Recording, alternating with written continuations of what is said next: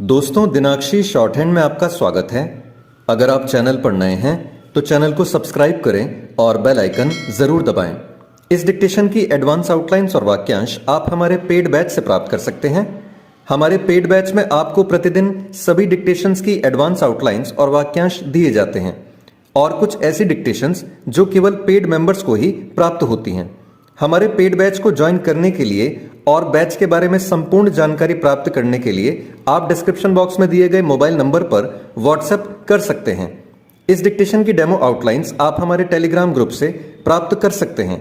तो चलिए डिक्टेशन को स्टार्ट करते हैं। डिक्टेशन 5 सेकंड बाद स्टार्ट होगी।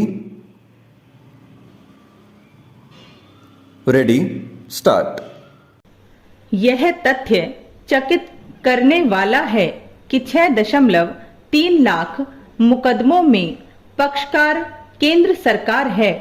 जब केंद्र सरकार इतने अधिक मुकदमे लड़ रही है तो फिर यह सहज ही समझा जा सकता है कि राज्य सरकारें भी बड़ी संख्या में मुकदमे लड़ रही होंगी।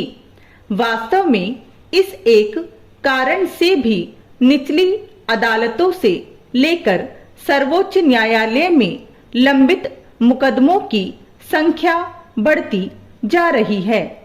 एक हालिया आंकड़े के अनुसार हर तरह के न्यायालयों में लंबित मुकदमों की संख्या 5 करोड़ से अधिक पहुंच गई है। यह आंकड़ा यह भी बताता है कि लंबित मुकदमों की संख्या कम होने के बजाय लगातार बढ़ती जा रही है। न केवल निचली अदालतों में बल्कि उच्च न्यायालयों और सर्वोच्च न्यायालय में भी निचली अदालतों में लंबित मुकदमों का बोझ कहीं अधिक तेजी से बढ़ रहा है।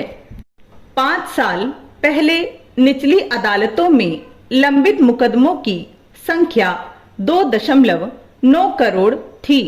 अब उनकी संख्या 4.4 करोड़ पहुंच गई है। यह स्थिति गहन चिंता का विषय बननी चाहिए, क्योंकि इससे यही पता चलता है कि न्यायिक व्यवस्था चरमरा रही है। निसंदेह उच्च न्यायालयों और सर्वोच्च न्यायालय में भी स्थिति संतोषजनक नहीं, क्योंकि वहां भी लंबित मुकदमों की संख्या बढ़ रही है। लंबित मुकदमों की बढ़ती संख्या का एक कारण न्यायाधीशों और संसाधनों की कमी बताई जाती है। निसंदेह यह एक कारण है, लेकिन इसे एकमात्र कारण नहीं कहा जा सकता। लंबित मुकदमों का बोझ बढ़ते चले जाने का एक और प्रमुख कारण है तारीख पर तारीख का सिलसिला। न जाने कितने मामले ऐसे हैं जिनका निस्तारण 2-4 वर्ष में हो जाना चाहिए, पर वे दशकों तक लटके रहते हैं। यही स्थिति उच्च न्यायालयों और सर्वोच्च न्यायालय में भी है। 5 करोड़ मुकदमे लंबित रहने का मतलब है कि इससे कहीं ज्यादा लोग न्याय के लिए प्रतिरक्षारत हैं, क्योंकि कई मामलों में एक से अधिक लोग अदालती कार्रवाई का सामना कर रहे होते हैं।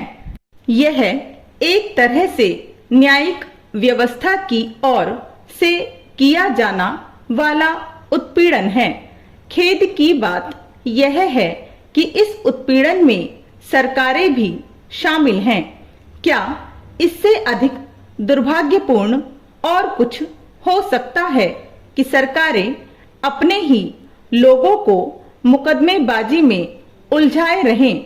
लंबित मुकदमों के निस्तारण में देरी से केवल लोगों का न्यायिक तंत्र पर भरोसा ही कमजोर नहीं होता, बल्कि देश की प्रगति भी बाधित होती है, क्योंकि करोड़ों लोग काम धंधे पर ध्यान देने के बजाय अदालतों के चक्कर लगाते हैं और अपने समय के साथ धन की भी बर्बादी करते हैं।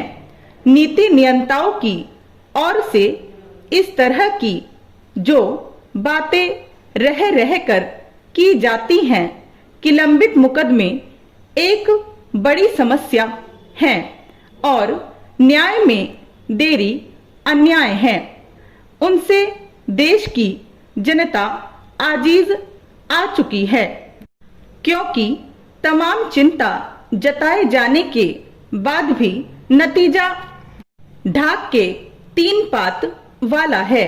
आखिर उस चिंता का क्या मूल्य महत्व जो समस्या के समाधान में सहायक न बने।